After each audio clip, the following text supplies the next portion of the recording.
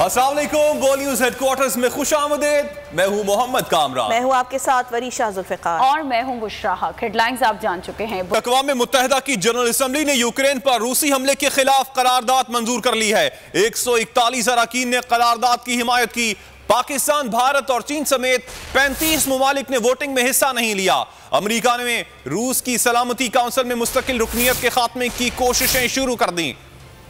Update कर रहे हैं आपको, अक़वाम मुत्तहिदा की जनरल असम्बली ने यूक्रेन पर रूसी हमले के खिलाफ करारदाद मंजूर कर ली है। आपको बताएं कि 141 अरकान ने इस करारदाद की हिमायत की, ताहम पाकिस्तान, भारत और चीन समेत 35 ममालिक ऐसे थे जिन्होंने वोटिंग में हिस्सा नहीं लिया।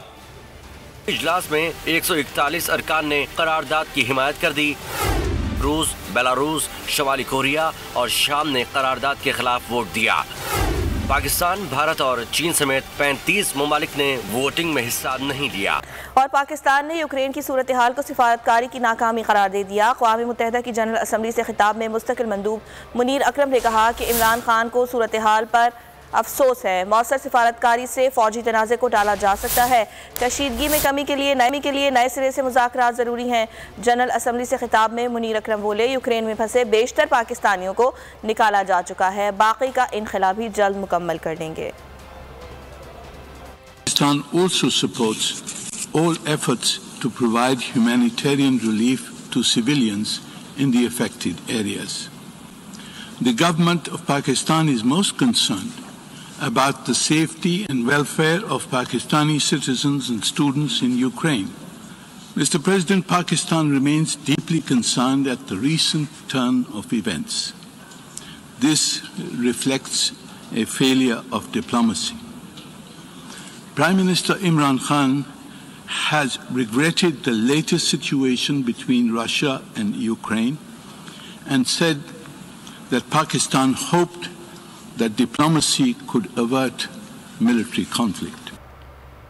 यूक्रेन में फंसे पाकिस्तानी तलबा के इनखला के लिए रोमानिया और हंगरी के वज़ीर ख़ारजा ने ताउन की यकीन दहानी करा दी। ये बात वज़ीर ख़ारजा शाह महमूद कुरैशी ने मीरपुर खास में प्रेस कॉन्फ्रेंस में कही।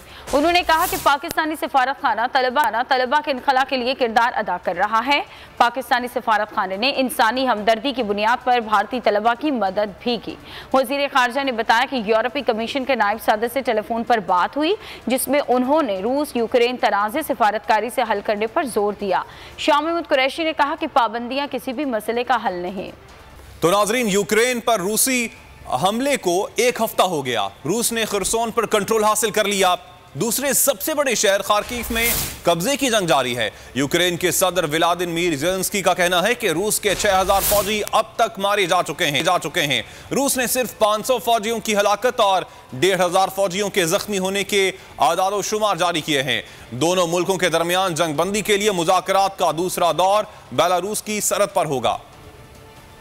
यूक्रेन पर हमले के बाद मगरबी ममालिक की जानिब से रूस को मजीद सख्त पाबंदियों का सामना है। वर्ल्ड बैंक ने रूस और बेलारूस में अपने तमाम प्रोजेक्ट्स रोकने का ऐलान कर दिया है। यूरोपीय यूनियन ने बेलारूस के खिलाफ नई पाबंदियों की मंजूरी दे दी। अमेरिका ने रूस की 22 डिफेंस कंपनियों पर पाबंदी लगा दी। चीन ने मगरबी ममालिक की रूस पर आयद पाबंदियों में शामिल न होने का ऐलान कर दिया। कहा, यकतरफा पाबंदियों की कोई कानूनी हैसियत नहीं है। रूस यूक्रेन जंग की आलमी मईशत पर बदतरीन असरात सामने आने लगे हैं। इंटरनेशनल मार्केट में खाम तेल की कीमतें रिकॉर्ड बुलंदी को छूने लगी। बरतानवी खाम तेल की कीमत $117 फी बैरल तक पहुंच गई। अमरीकी WTI खाम तेल की कीमत में $9 फी बैरल इजाफे के साथ $114 फी बैरल हो गई है। आपको आगाह कर रहे हैं कि रूस और यूक्रेन जंग की आलमी मईशत पर बदतरीन असरात सामने आने लगे हैं और इंटरनेशनल मार्केट में खाम तेल की कीमतें रिकॉर्ड बुलंदी को छूने लगी हैं। बरतानवी खाम तेल की कीमत में $117 फी बैरल तक इजाफा हुआ है, जबकि अमरीकी WTI खाम तेल की कीमत में $9 फी बैरल इजाफे के साथ $114 फी बैरल की कीमत हो गई है।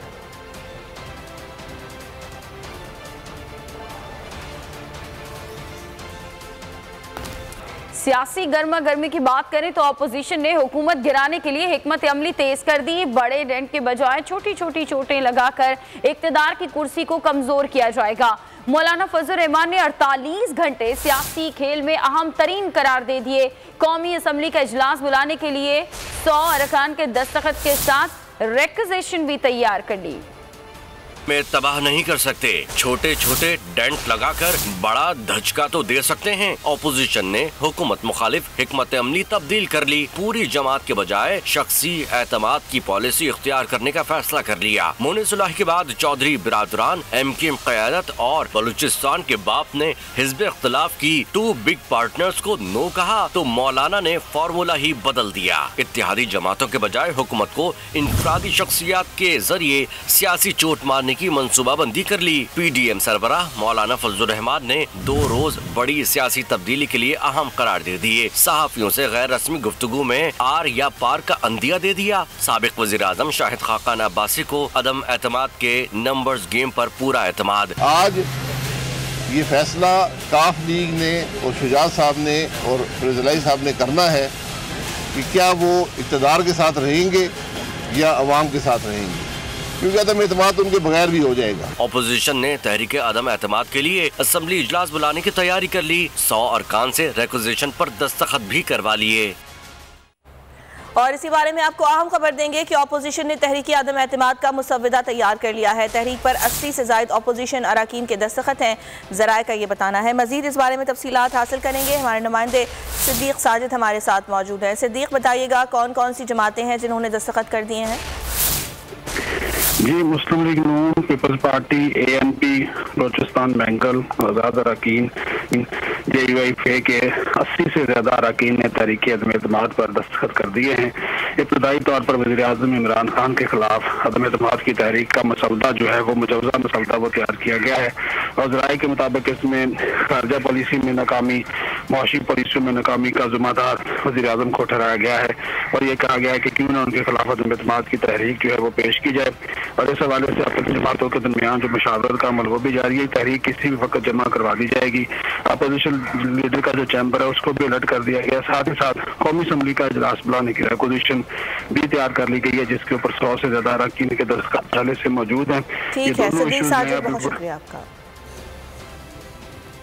इसी हवाले से एक और अहम खबर है। ऑपोजिशन कायदीन के दरमियान नए इंतखाबात के मामले पर डेडलॉक खत्म हो गया है। 3 बड़े रहनुमाओं का अदम एतमाद की कामयाबी के बाद फौरी इलेक्शन करवाने पर इत्तेफाक हुआ है। वजीर आजम के खिलाफ तहरीक अदम एतमाद पेश होने की राह हमवार हो गई है। ज़राए ने दावा किया है कि PDM ने पीपल्स पार्टी को फौरी इंतखाबात पर कायल कर लिया है। PDM अदम एतमाद की कामयाबी के बाद फौरी इंतखाबात चाहती है। अपडेट कर रहे हैं आपको, ऑपोजिशन कायदीन के दरमियान नए इंतखाबात के मामले पर डेडलॉक खत्म हो गया है और 3 बड़े रहनुमाओं ने अदम एतमाद की कामयाबी के बाद फौरी इलेक्शन करवाने पर इत्तेफाक कर लिया है। वजीर आजम के खिलाफ अदम एतमाद पेश होने की राह हमवार हो गई है।